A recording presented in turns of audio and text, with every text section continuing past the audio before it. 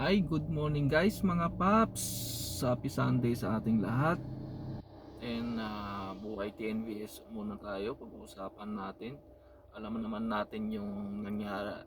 May mga pangyayari na hindi maganda nitong nakarang araw guys mga paps, no. So sa mga nakapanood na, sa mga nakarinig na nito, ang payo ko lang guys mga paps ay be a professional drivers na lang po tayo.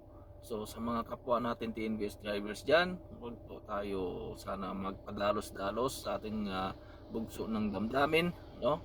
So kung may pagkakataon man na halimbawa sa platform natin na kung saan tayo bumibiyahe at kung may problema, ang the best po na gagawin natin ay pumunta po sa opisina kung anong platform po or TNC yan.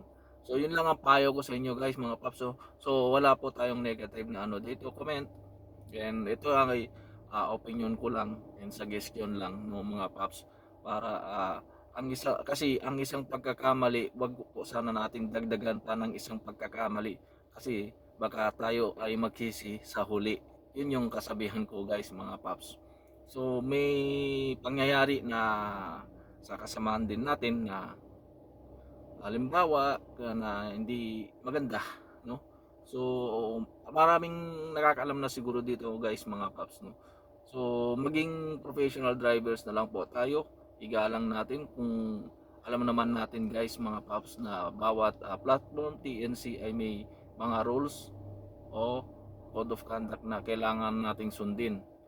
So yun guys mga paps, huwag po tayong magpadalos-dalos sa ating bugso ng damdamin, no, para hindi ko sinasabing mali, pero